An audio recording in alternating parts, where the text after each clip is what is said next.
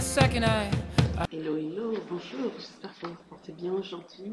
Je vous propose de partir à la découverte d'une œuvre assez originale dont le titre est Confession d'une veuve noire. Donc, Confession d'une veuve noire a été écrit par Ellie Elisabeth et le sous-titre de cette œuvre est Récit d'un meurtre programmé. Voilà, sans plus attendre, nous passons à la découverte de quelques petits extraits de cette œuvre. Franchement, je ne suis plus une ratée de la vie. Fini avec la pauvreté, cette maladie parfois incurable dans ce pays où tout est mal parti depuis son commencement. C'est fini. J'ai enfin obtenu ma promotion sociale. Je suis une veuve heureuse. Mon père, qui a participé à mon ascension sociale, meurt de satisfaction. Certaines personnes de ma famille aussi. Mes beaux-parents n'ont presque rien vu. J'ai souffert pour avoir cette promotion. C'est comme cela, car la vie est un combat. J'ai hérité beaucoup de mon époux. Ce sont plusieurs appartements, des voitures de luxe à perte de vue, de grandes parcelles de terre, des comptes bancaires garnis. Tout cela au nom du veuvage. Un second extrait pour voir, pour que vous en sachiez un peu plus sur cette œuvre. Voilà, donc voici les confidences d'une veuve heureuse à glacer le sang. Sincèrement, j'ai précipité mon époux vers la mort, car tuer quelqu'un, ce n'est pas seulement le fusiller, tuer, c'est aussi créer les conditions qui entraînent la victime vers la fosse. Insulter son mari, c'est le tuer. Extorquer de l'argent à son mari, c'est le tuer. Mentir à son mari, c'est le tuer. Avoir des relations sexuelles parallèles, c'est tuer son mari. Voilà. Donc, nous sommes dans la découverte de Confidence d'une veuve noire, récit écrit par Ellie Elisabeth et dont le sous-titre est Récit du meurtre programmé. Des extraits. Voici les confidences d'une veuve heureuse à nous glacer le sang.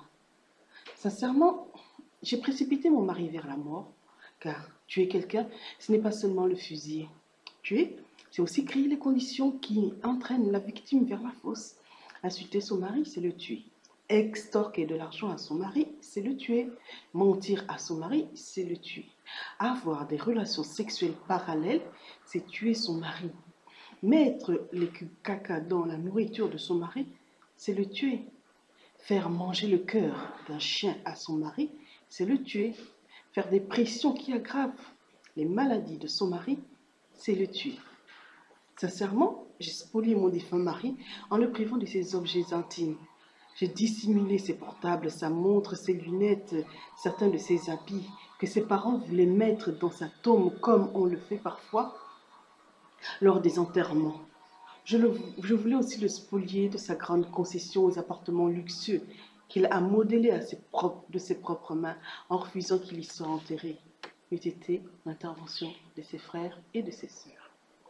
Et je l'assume car j'ai lutté contre vents et marées pour arriver à ce statut social alléchant. Mes sœurs m'envient.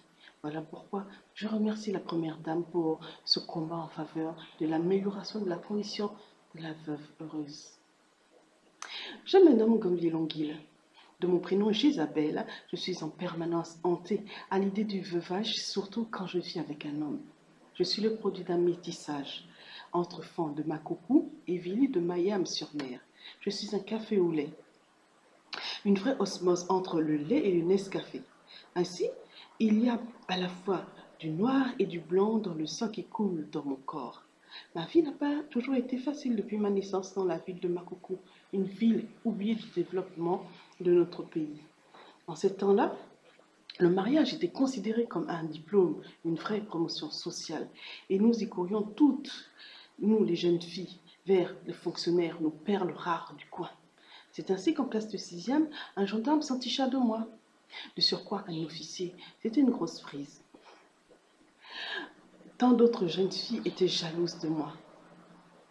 J'abandonnais alors ma classe de 6e dans le feu de mes 13 ans pour m'installer chez lui à la satisfaction de ma famille, surtout de mon père et de mes sœurs et de mes copines qui avaient bu à sa cité jus et vin lors des présentations.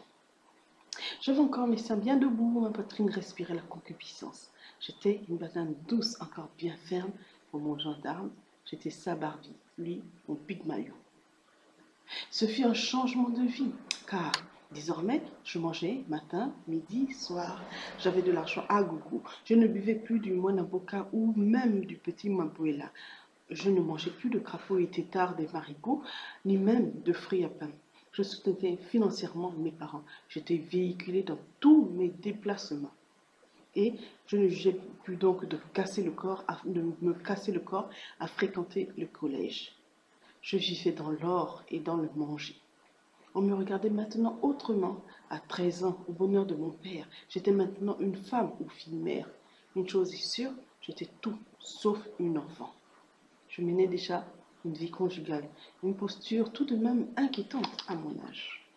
Voilà, c'était là le second extrait de cette œuvre, Confession d'une veuve noire, écrite par Ellie Elisabeth. Voilà.